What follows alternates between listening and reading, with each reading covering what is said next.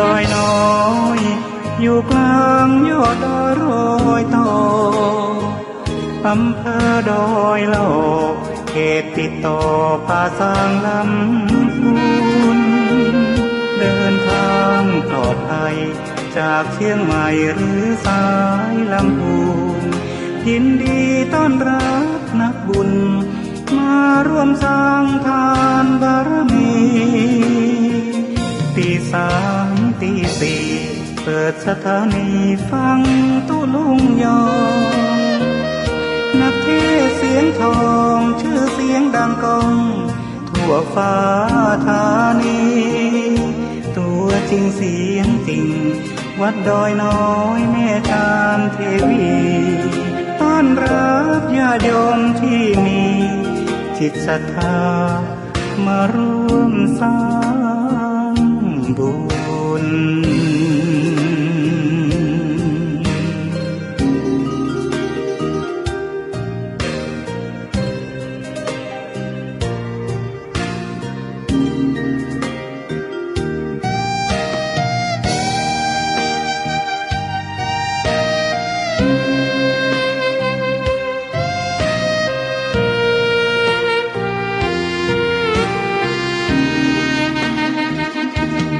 วัดดอยน้อยอยู่กลางยอดดอยโรยต่ออำเภอดอยโลกเขตติดต่อป่าสางลำพูนเดินทางปลอดภัยจากเชียงใหม่หรือสายลำพูนยินดีต้อนรับนักบุญมาร่วมสร้างทานบารมีตีสามตีสี่เปิดสถานีฟังตุลุงยองนักเทศเสียงทองชื่อเสียงดังก้องทั่วฟ้าธานีตัวจริงเสียงจริงวัดดอยน้อยแม่จามเทวีต้อนรับญาติโยมที่มี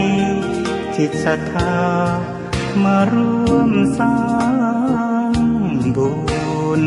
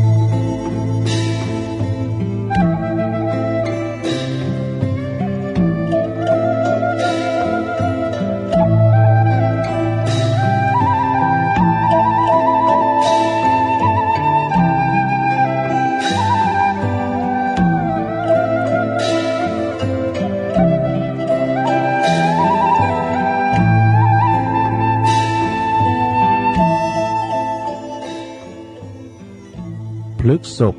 ภกาสอนอีกุญชรอันปลดปลงโททนเสน่งคงสำคัญหมายในกายมีนรชาติติวางวายมาหลายสิ้นทั้งอินทรีย์สถิตทั่วแต่ชั่วดีประดับไว้ในโลกา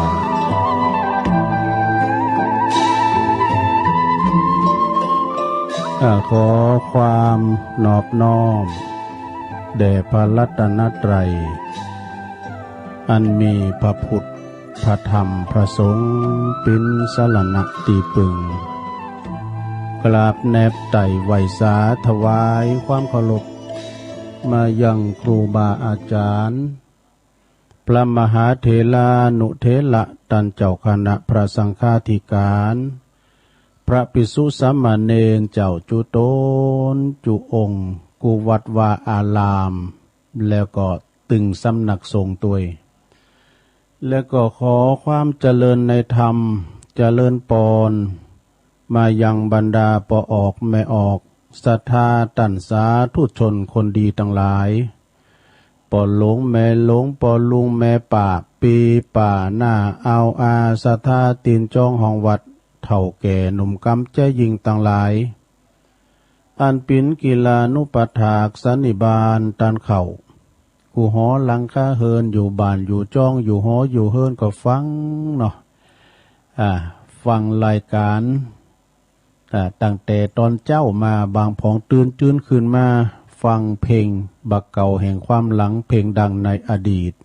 เรียกว่าเพลงอมตะนิรันดร์การสมัยย้อนยุคตอนที่เฮาปิ้นเบาปิ้นสาวน่ะเนาะฟังเพลงเก่านี่โอ้มันมนสมัยนั้นสมัยยุ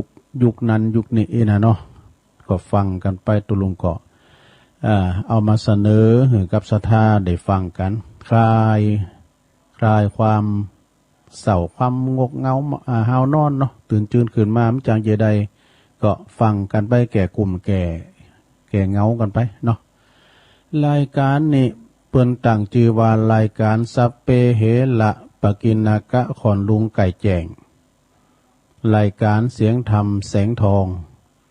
ซึ่งก็วันนี้ดำเนินรายการบริหารเวลาโดยต้นตัวแห่งอาตมาภาพเก่ากระผมตุลุงหนันชัยวัฒน์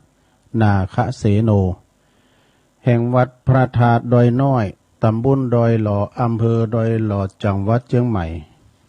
เมื่อว่าได้เวลาก็มาเข้ารายการลุกมาทั้งหมดตีหนึ่งนะฟังทำตุลุงทองไปเปิดเพลงถ่าครับ อาจารย์ท่านพระครูวิสุวัตรเปิ่นก็เปิดตุลุงทองฟังตุลุงทองไปตัวนะอาหารกายอาหารใจเน้อศรัทธาญาติโยมทั้งหลายอาหารกายก็กินข้าวน้ำกำกินนี่กะข้าวกู้คาบลาบกู้มือ อาหารทางกายอาหารทางใจก่อนนี้เนี่ยธรรมะอันเป็นคำสั่งคำสอนขององค์พระสัมมาสัมพุทธเจ้าที่ครูบาอาจารย์พระเจ้าประสงค์เพิ่นได้เอามาเนาะ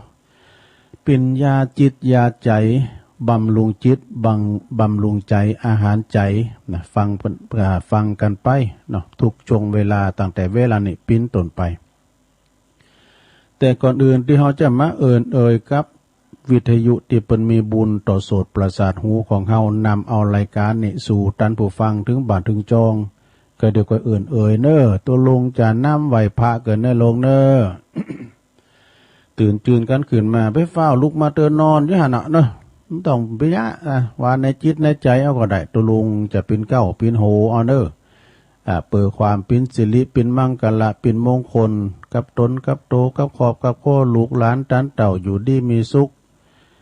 มีอายุมันควันยืนมีจบมีใจปราศจากทุกโศกโรคภัย